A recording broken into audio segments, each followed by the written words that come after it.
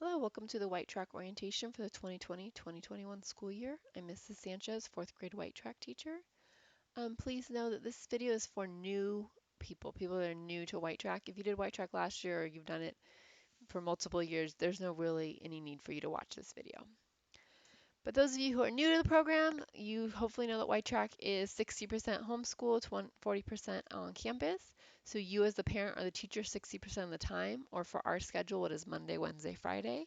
And then I have your student the other 2 days, Tuesday, Thursday, which equals about 40%.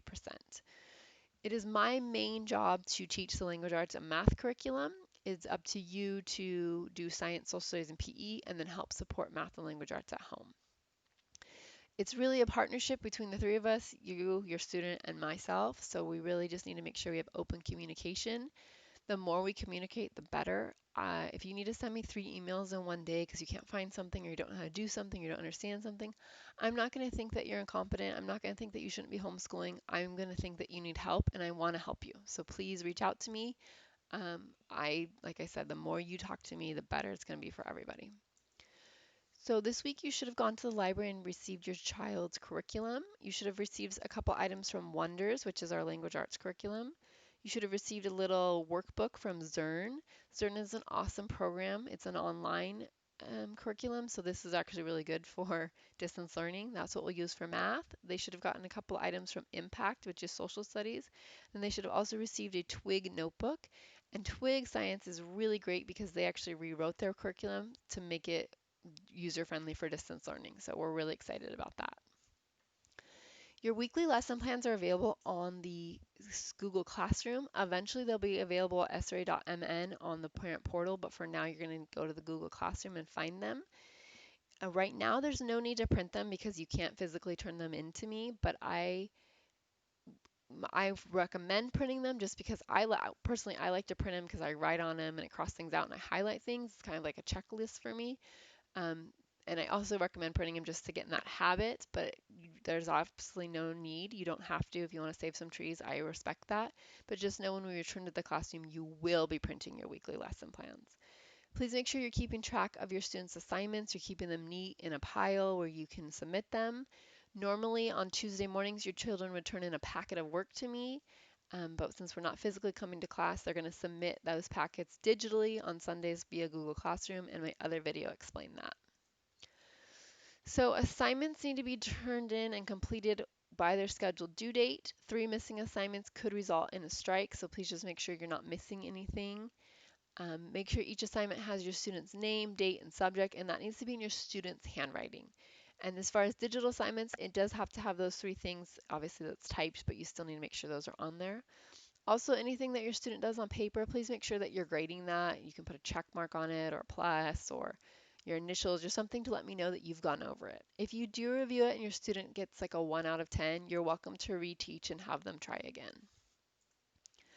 So distance learning work submission. We talked about that on in the other video. I do want the students to submit their packets via Google Classroom.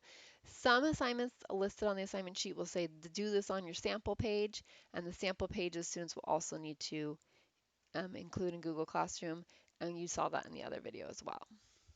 So PE requirements, the fourth graders have to do 100 minutes of PE a week, about 20 minutes a day. So anything they can do to get their heart rate up, if they play a sport, that counts. If you have a swimming pool and they go swimming a lot, that counts. If they ride their scooter, anything like that to get their heart rate up for a little bit, be outside or be away from their screens is recommended. If your student is ill and can't participate in a physical activity, let me know and I can give them an alternate assignment like a food journal or a research article or something. Make sure you keep track of the PE minutes in the PE log, which we talked about in the other video.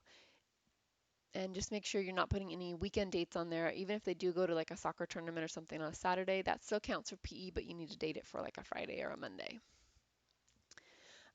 This is the assignment learning log. I'm taking care of that right now while we're doing distance learning, so I'm not even going to go over this right now. Should we return to the classroom, I'll be happy to sit down and let you know how to fill this out.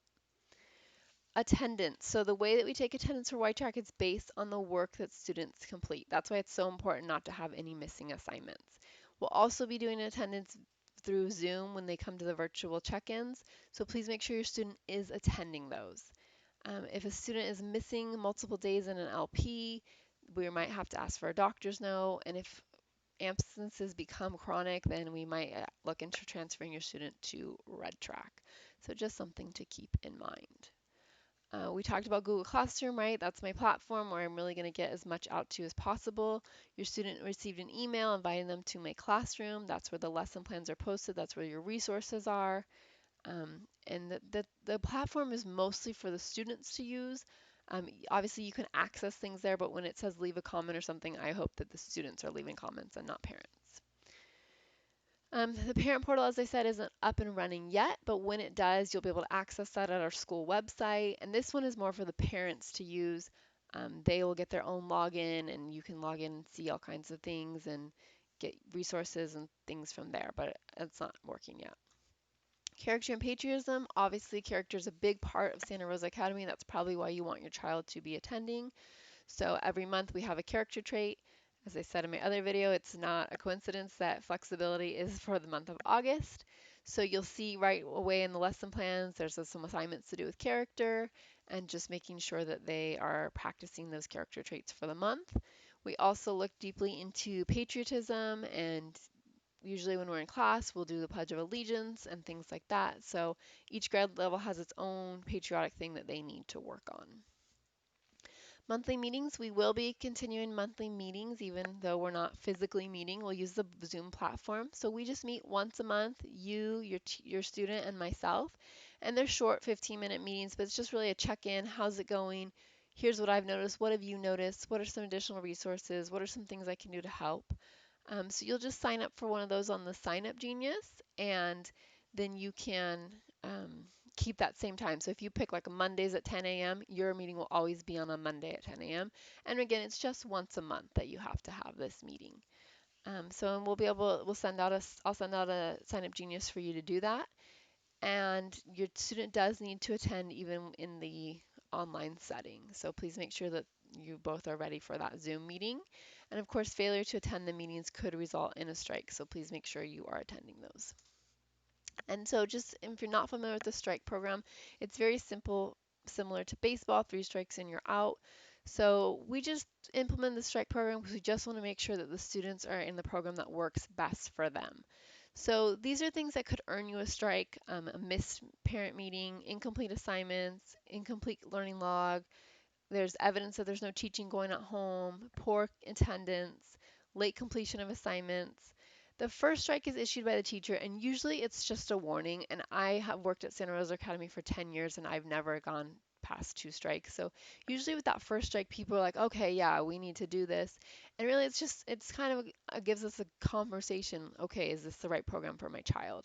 The second and third strikes are issued by administration, and of course, if you reach the third strike, you are removed from the program. So just something to keep in mind. I don't think I'll have a problem with any of that. But if you have any questions about strikes, let me know. So uniforms, right now they are asking that the students wear their uniforms to their online classes.